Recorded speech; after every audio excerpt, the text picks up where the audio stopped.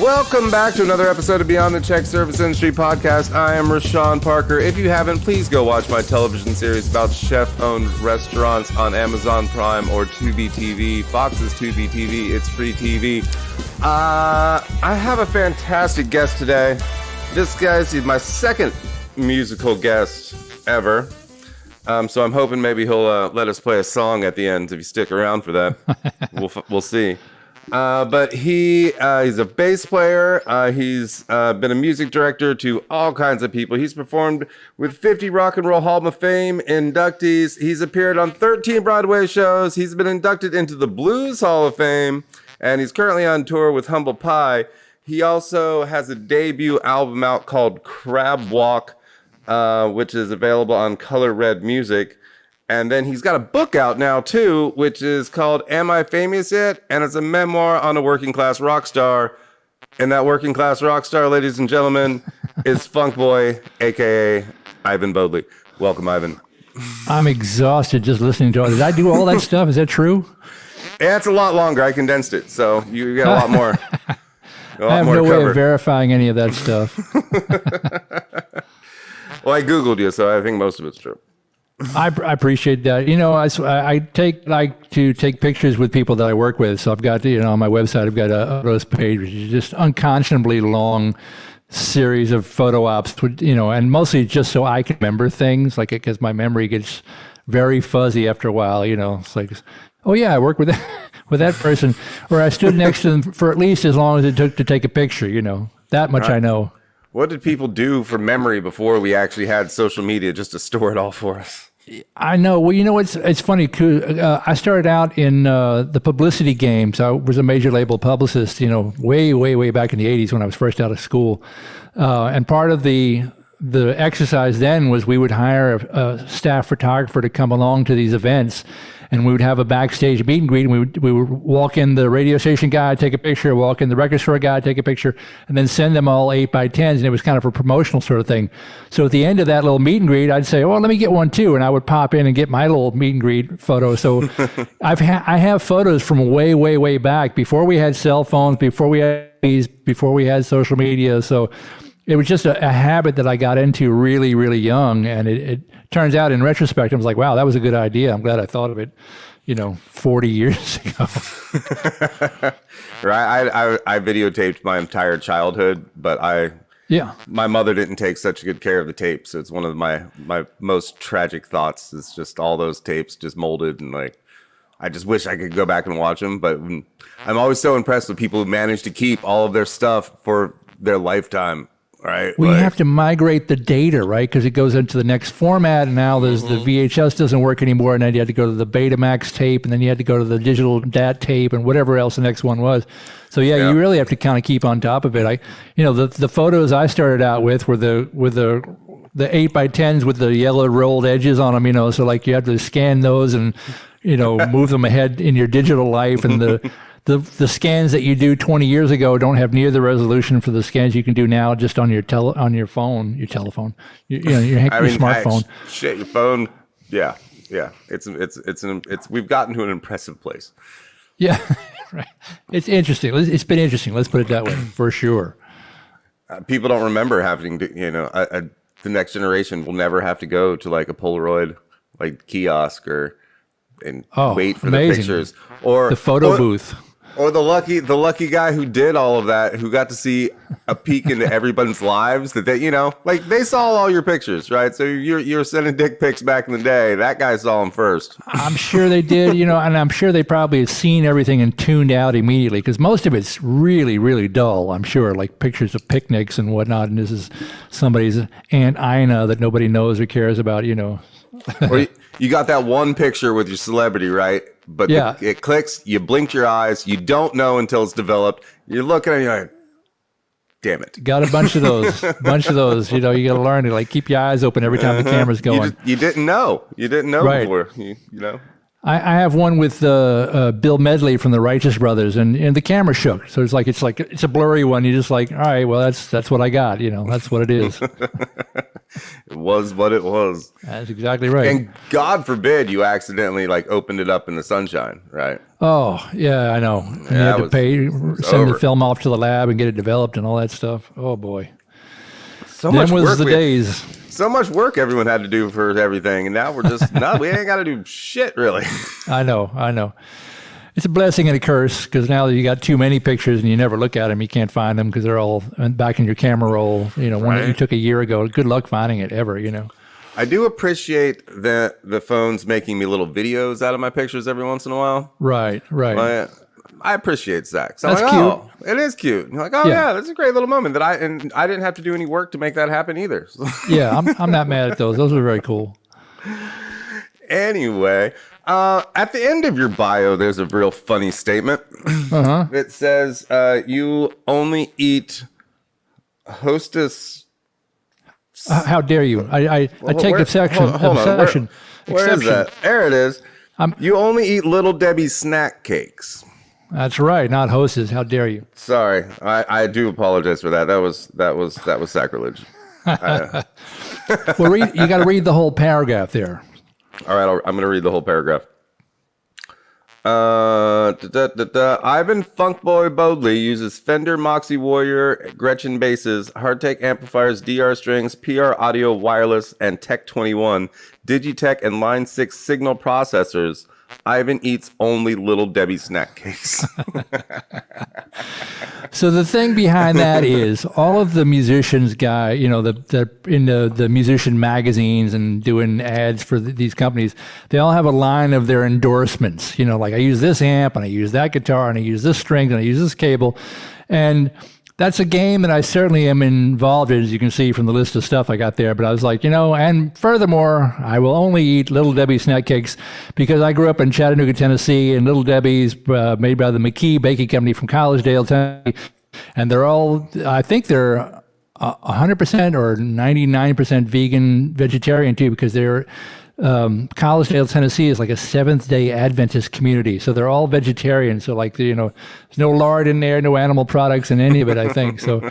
I said, all right, let me put that on my bio. All right, Little Debbie is vegan. Yeah, or at least vegetarian. Or at least vegetarian. But so I have, to be clear, I have no official endorsement from the McKee Baking Company whatsoever. But I thought, if we're going to be playing that game with the endorsements and putting that all in the bio, I was like, well, we just add a little wink to the end of it. So I know that the people reading it are going to hopefully take it all with a grain of salt. I mean, I immediately want to go to the store and buy some Swiss cake rolls. So that's just what I'm talking about. I grew up on those damn things.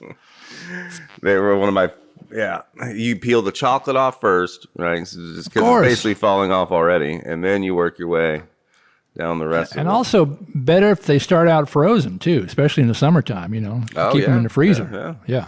They peel better and they're a nice cool treat in the summer. Fudge rounds. Yeah. Fudge rounds. God, I haven't had a fudge round in probably over 20 years. Yeah. Well, and the other ironic thing is I gave up the carbs about 4 or 5 years ago too. So now I haven't had Little Debbie's in at least that long myself. Oh my God! I'm like carbs completely. Like, are you in ketosis all the time? Yeah, no, as low as possible. Just sort of like just my own personal misery and self-deprecation. I don't know what it is, but so yeah, I haven't even had my favorite snack cake in many years now. But I'm going to leave it on the bio because it makes a statement, and also people notice it. Like you said, as soon as you read that, you're like, hey, wait a minute. And I'm like, yep, that's what I want. That's all I eat, Little Debbie. That's it. Exclusively. Don't take me to dinner, or we got to stop by a convenience store on the way. That's right. Anyway, so I guess you do eat other things, not carbs. Yeah, these days I do consume other things besides Little Debbie's, but I stay alive, so that's a testament to something, I suppose. I mean, so far so good, sir. So far that's so right. good. That's right. So you don't eat carbs at all. What Why? What happened? Again, just my own personal misery. But I noticed when I came off of them, I immediately took off like 15, 20 pounds, like just right off the bat. So I'm like, all right, that's probably doing something to me. And I know from, everything that they taught us about food and the 4 food groups and all this stuff growing up, all the educational stuff they gave us was all wrong. It was all wrong. So I'm trying to find the healthy path without being completely caveman diet or keto diet or anything. I'm just trying to that was way before keto, right? Right. Yeah. So I mean, I don't even think that. I don't know how long keto itself, the diet, has been around, but yeah, nor do I. I'm just trying to thread the needle. It's definitely and do a new fad, right? Right. I'm trying to do something that just makes sense for me. This doesn't feel too fatty or too ephemeral. Something that's going to give up. And it's been a few years I've been doing this, so it's actually working for me personally. Yeah, I was hoping to find out what a working class rock star does eat on the road and on a regular basis. Well, I tell you, the road is a problem because, outside of New York City, where I currently live, if you go out to the provinces and say, hi, I'm a vegetarian, they kind of go like, so I'll make veal, that's veal.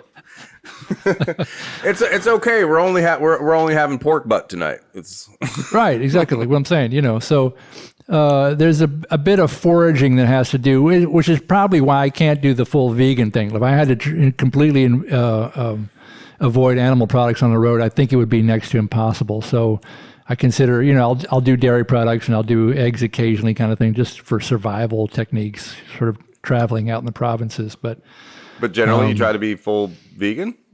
Generally? I've been vegetarian for 30 something years. Yeah. Yeah. I haven't had any animal products. And P.S.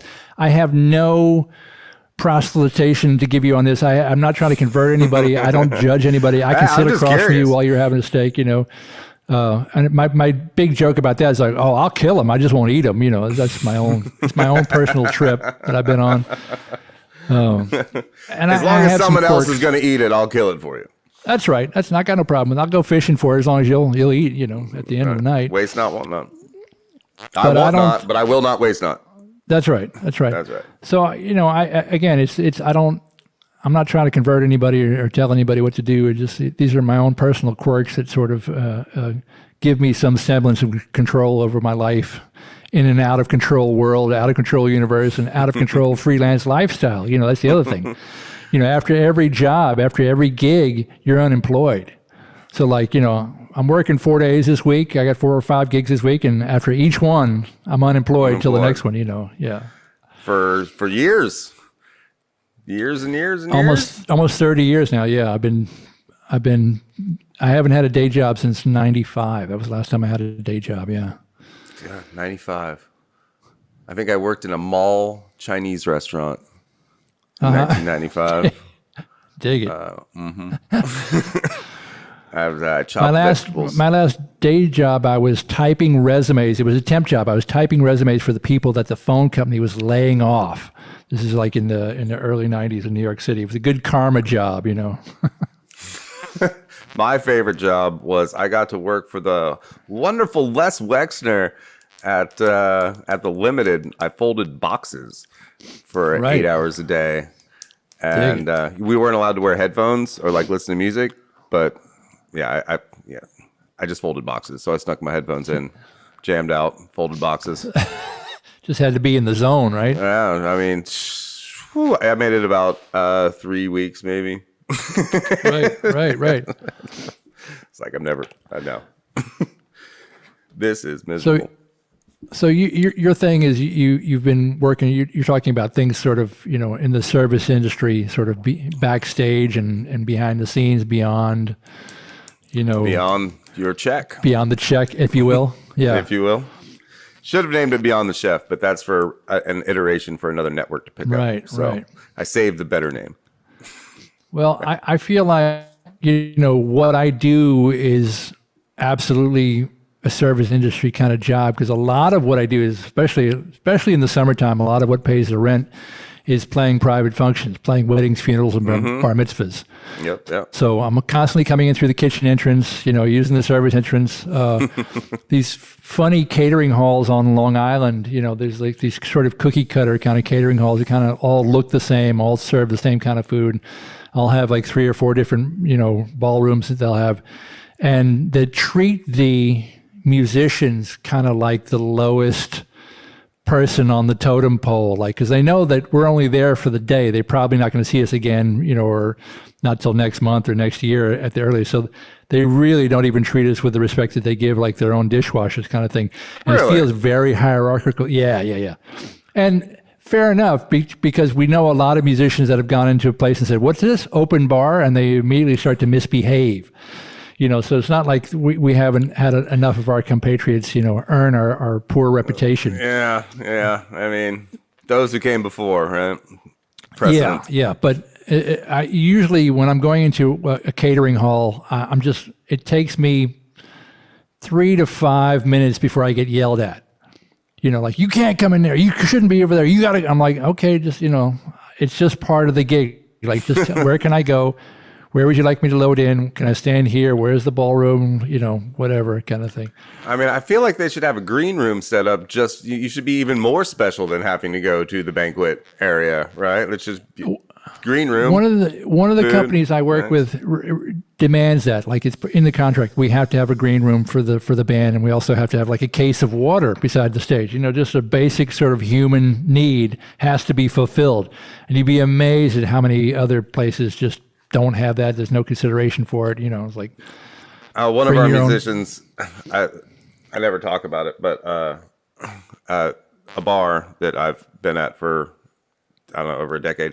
We have house musicians, right? And so they've worked there for years. They split the week. It's only 2 bands, but they split the week like every other day. And yeah, I mean, we literally have just an entire case of water that's in a cooler section that's literally just the band's water, so they just keep getting thrown waters perpetually to manage their drinking. right. And also, hopefully, if they're doing a decent job, they're sweating a little bit up there too, so the water comes in handy. They're out there getting their tips. It is very service industry based. A musician, and when you were starting out, I imagine you probably had a neighborhood band you were in when you were young. Do you guys? I've done all of those. I was at played a street festival out in New Jersey yesterday. There was sort of like 3 bands in 3 different locations in this just downtown, but there's still a tip bucket involved, like it's in front of the band. Like, can we get a little toll money to go on top of our gas money or whatever else? Right, Jersey tolls got to be paid for. I'm telling you, man, where it's expensive getting back into the city. That's the problem. The Lincoln Tunnel is like $16 now coming back one way. So. Jeez. Yeah. Just to go through the tunnel. I love all the tolls you don't see now. Right, if you're driving across the country and you get home and like 2 months later you just start getting all these letters. I did what tolls? Where? When? Well, in New York and New Jersey, Connecticut, they're starting to take the toll booths away now. So they just if you just wander out, you just drive under this little truss, and you may or may not notice it, but it's got a little, there's probably a sign that says toll process. There's signs. Yeah. And you get home 2 months later, and you get a letter in the mail. Yeah, we've all, especially in this area, we've all got these little transducers that clip onto the backside of the rear view mirror, so it reads those. It's got your tag number, and you can hear about it the next day. Jersey Pass, like it's the Sun Pass down in Florida. Exactly. Yeah. Up here it's called Easy Pass because it's so easy for them to take your money. They're making it simpler every day. That's right. I hadn't got a speeding ticket in years, and then they started putting in here in Savannah the ticket cameras, right? Yeah.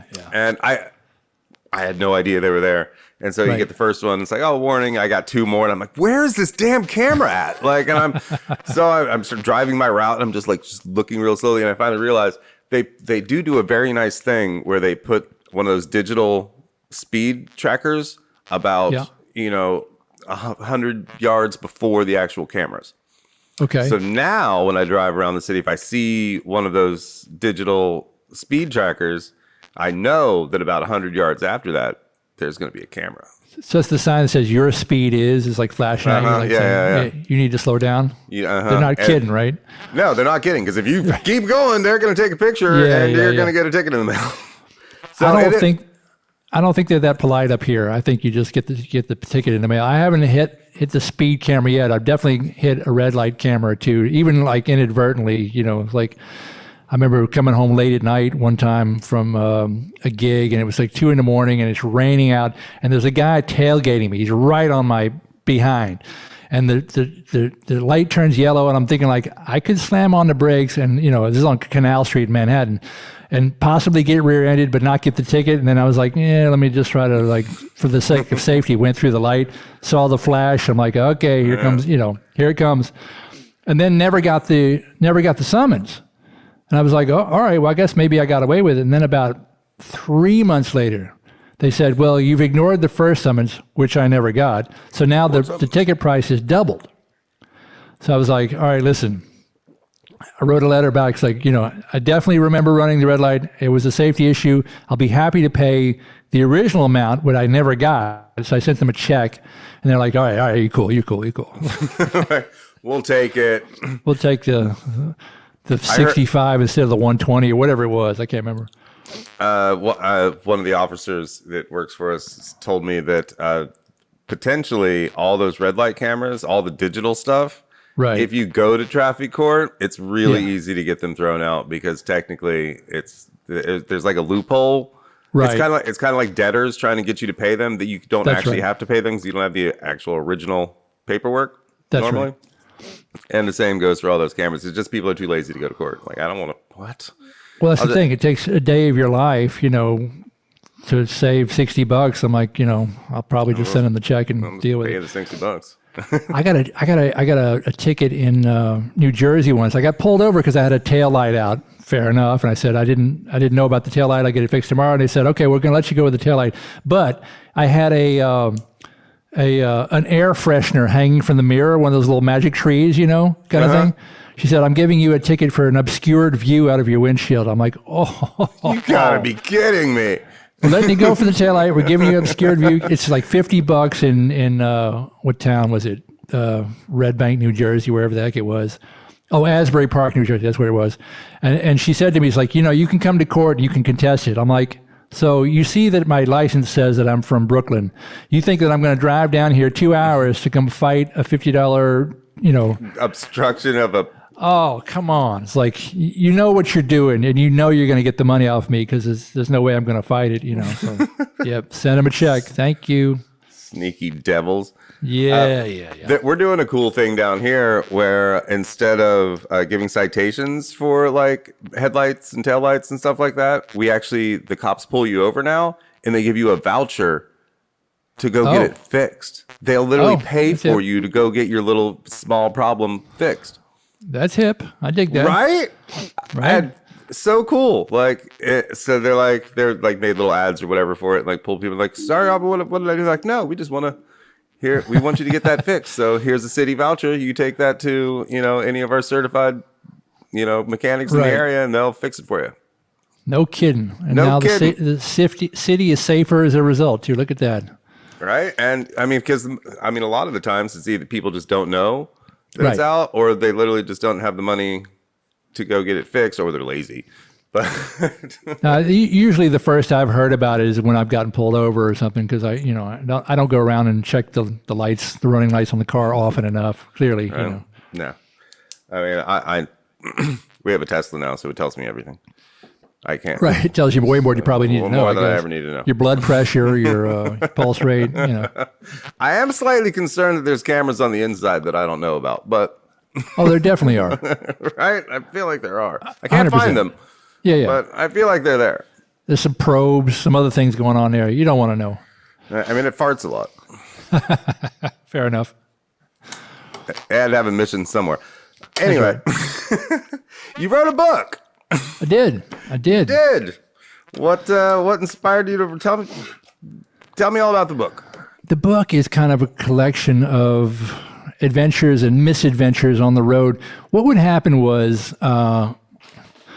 sitting at a dinner break between sound check and a show, if something had happened that day, something odd or strange happened at the sound check or traveling to the gig or something like that, as we're sitting down to dinner as a band, it would always remind me of something else that happened that was even stranger or weirder at a previous gig. So I would start telling these stories to my compatriots, my bandmates, at these dinner type gatherings. And people started saying, you should really write these down. Like, you might have enough stuff for a book here. And I was thinking, maybe. And I'd say about 4 years ago, my slow season is usually the wintertime. Summertime's, busy with the outdoor concerts, a lot more weddings and private events, that kind of stuff. So sometimes in the winter, you can sit home January, February, and not do a whole lot. So I remember about 4 years ago saying, well, let me see if I can start collecting some of these stories together and writing them down. And I got the book pretty much done. I'd say, 80, 90% done. Because there's stories you told people like over and over again throughout the years, right? But I tried to pick out some of the weirder ones or the funnier ones just because that's, when everything goes right, you have nothing to talk about. There's nothing to say, So what kind of makes the day interesting is when things screw up and you got, a new anecdote to tell.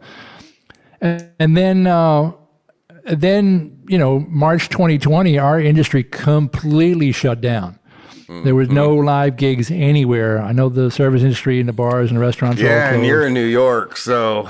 Man, we sat home for 15 months doing nothing. Christ. We sat home for 15 months. So during that time, I'm trying to make some lemonade out of the lemons I've been given. I was able to finish up the book, get it edited, get it sequenced, get it copy edited, get it formatted, get it put out on Amazon, the whole thing. So it kind of turned into a little blessing to get this thing finished and done and finally out into the world.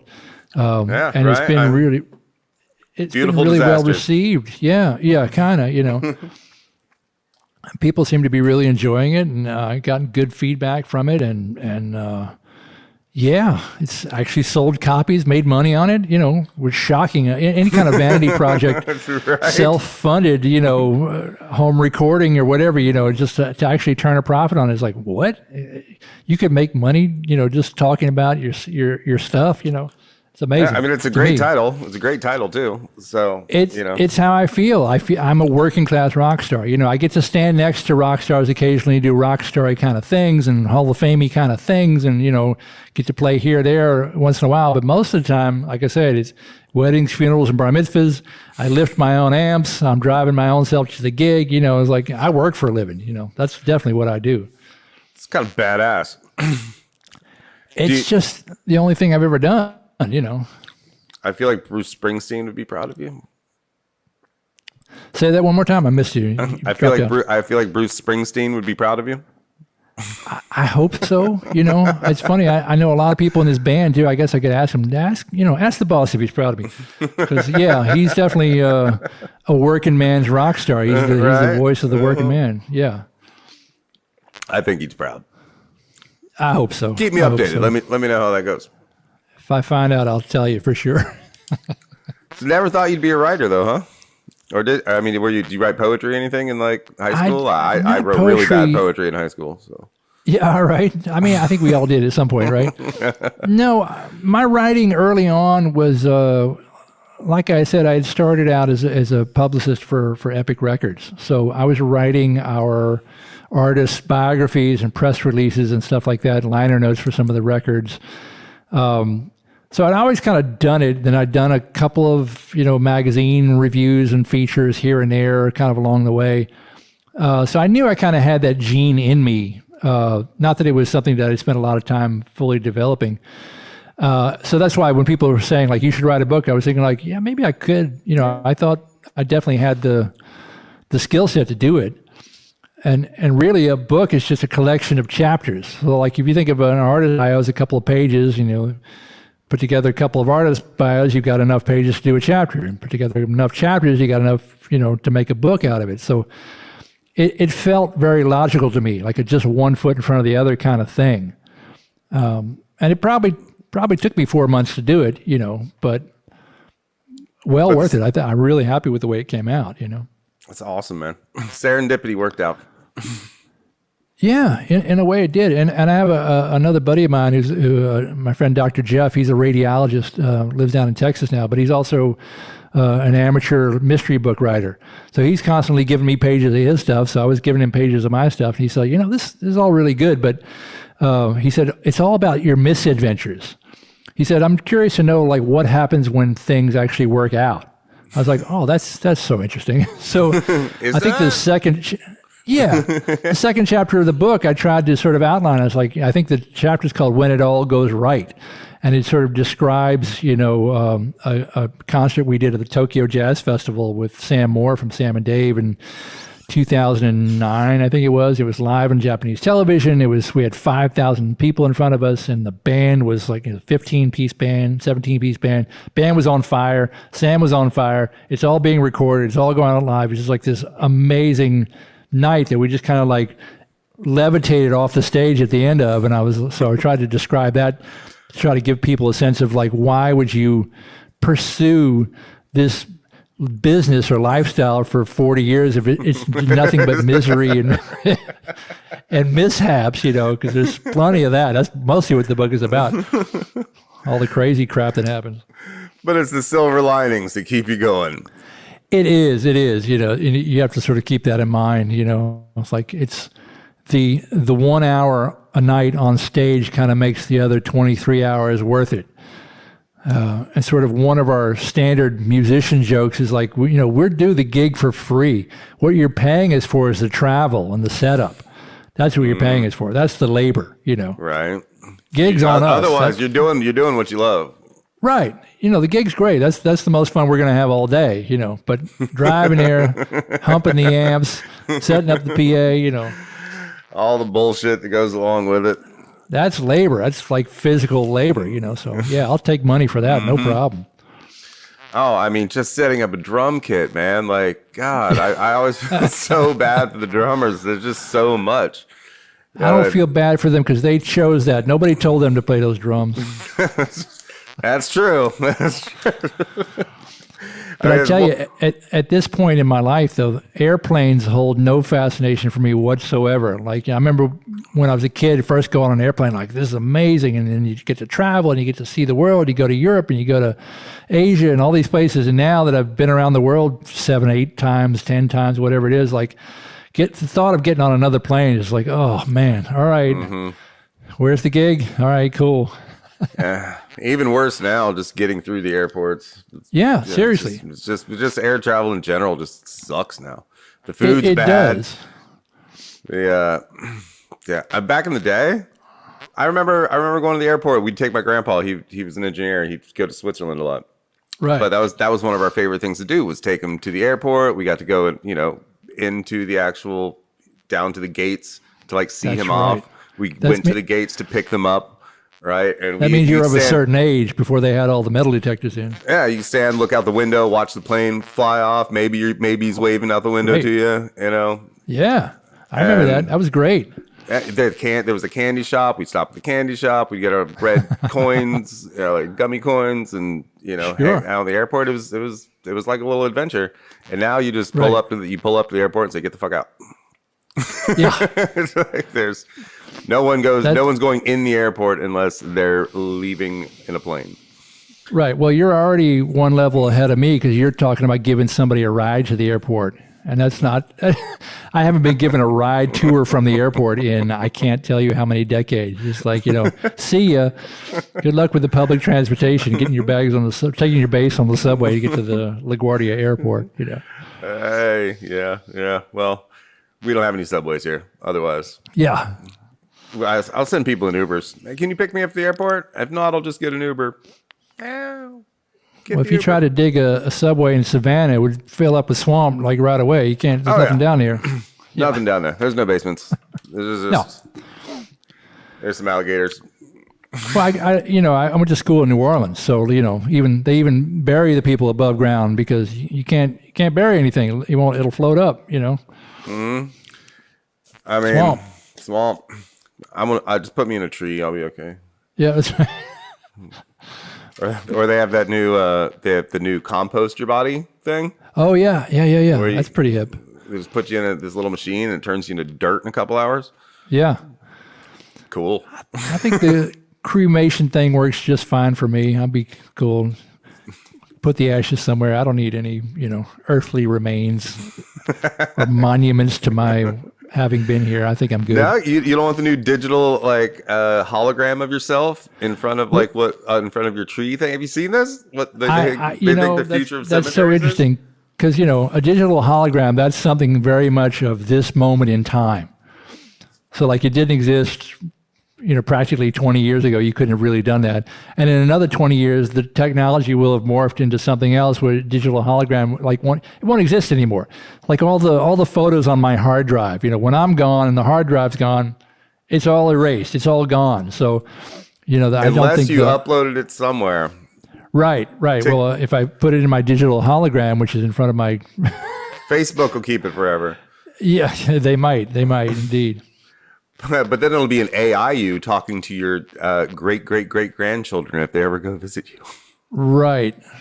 And have conversations with you. I don't know how creepy this gets, but it gets creepier. I'm not sure that's a great idea, but it's interesting from a genealogical standpoint, maybe, because you're not really getting the information. You're getting what the computer thinks you might have said. Yep.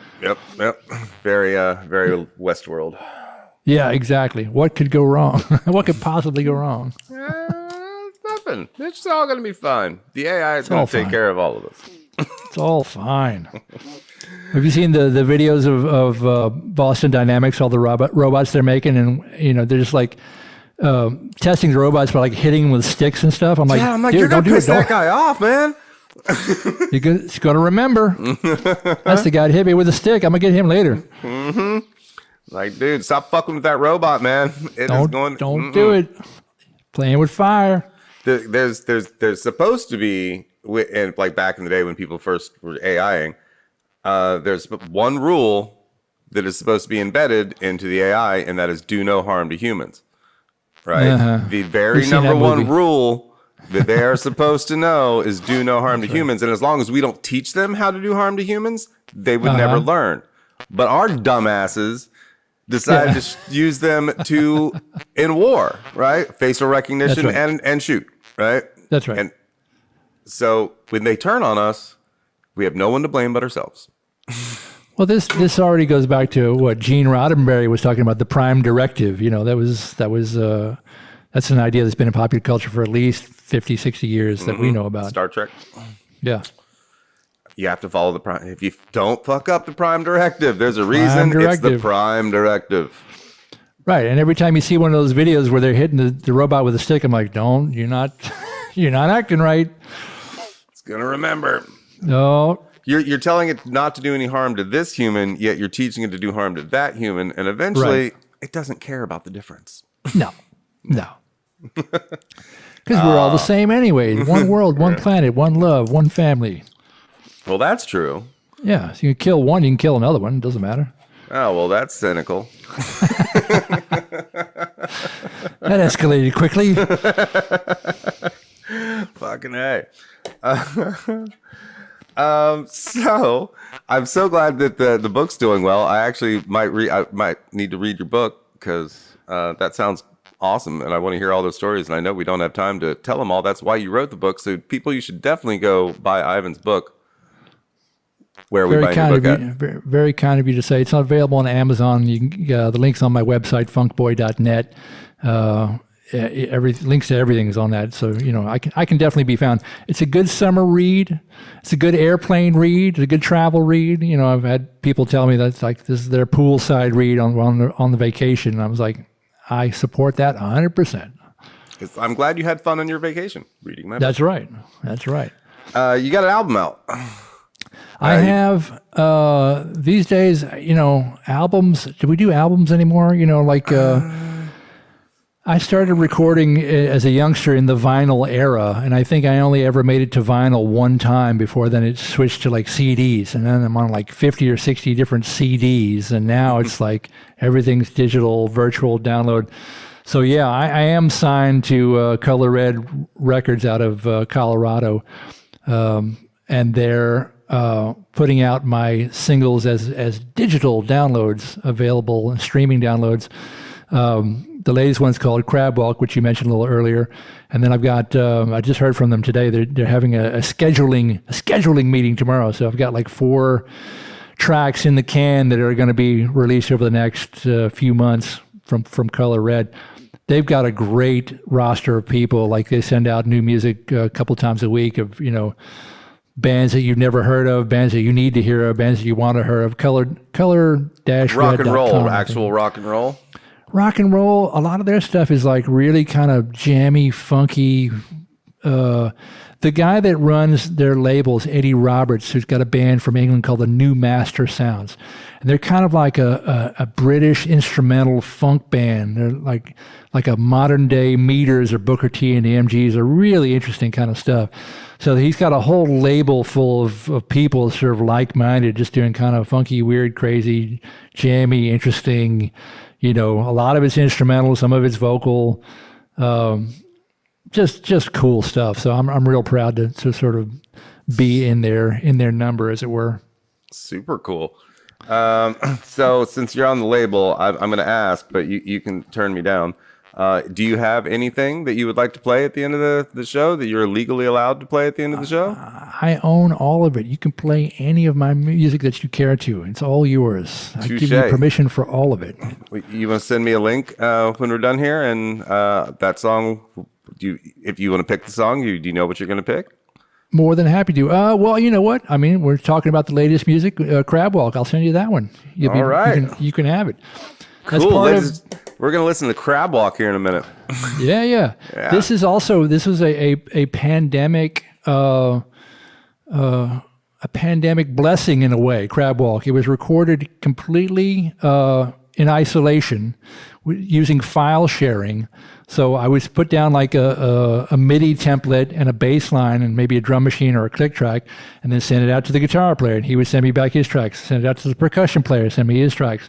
Saxophone player. So I assembled this stuff and mixed the stuff, and these are all people that I've been working with on and off for years and years, so we know each other's style and timing, and it sounds like we're in the same room together, but we never made eye contact anywhere in the recording process. And to me, that was fascinating because that's actually one of the reasons why I got signed to Color Red, because during the pandemic, I put together a couple of albums worth of material that's still yet to be released.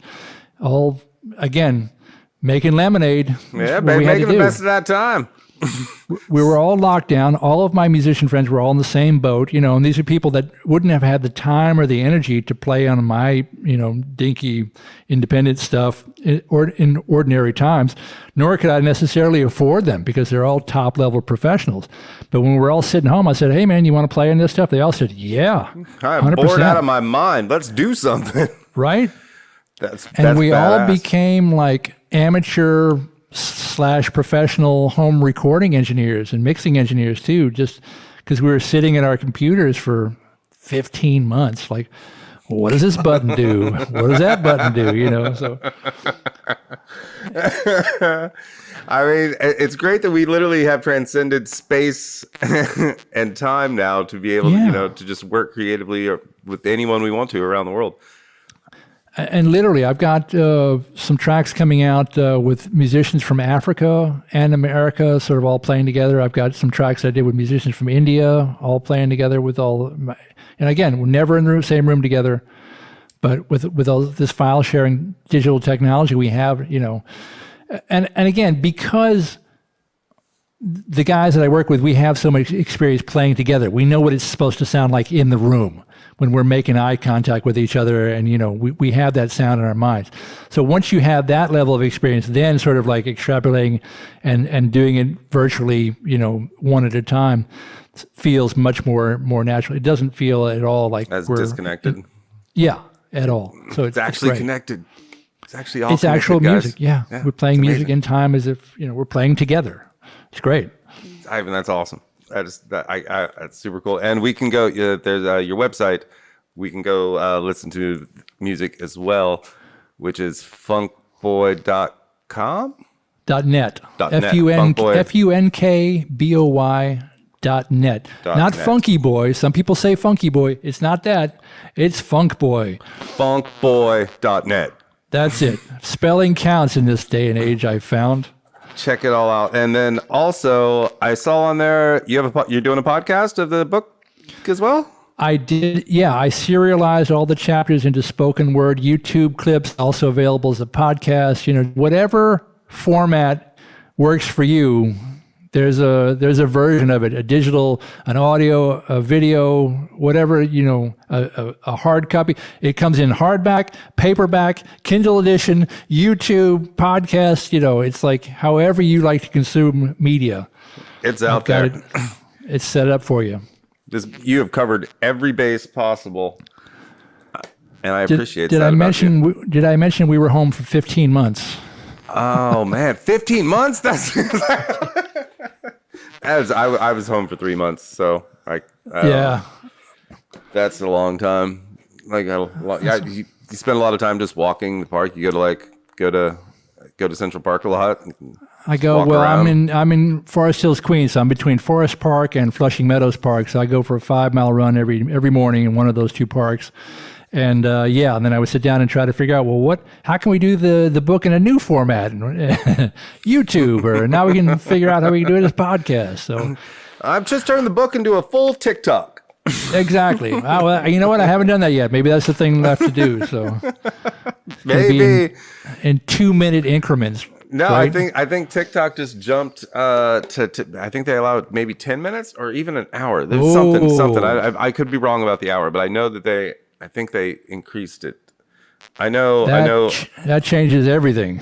I know that that Instagram finally upped their reel limit to 3 minutes, maybe 10 minutes. I don't know. Whatever. Because I was uploading longer clips than that, but you had to do it only from, I think, your desktop or something. I was able to do it, so they were on. They're on Instagram as well. I got it. Everything except posts. TikTok. Yeah. Right. Cool. Well, all the links for Ivan are down in the description here. Go check out that website. Go get that book. Do all of those things. Listen to it. Read it. However you feel like consuming it. This man's got you covered. Thank you so much for being here, dude. Man, thank you for having me. I really appreciate it. It was a good conversation. Oh, good times. We'll have to hang out again sometime. You got it. And in the meantime, ladies and gentlemen, please enjoy Crab Walk by Funkboy. Cheers, Ivan. Right. Thanks, man. Rock and roll.